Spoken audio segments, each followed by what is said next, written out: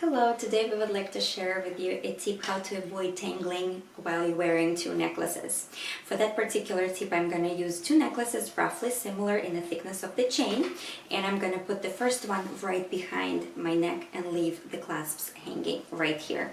Then I'm going to grab the second one and attach the clasp from the second necklace to the first one.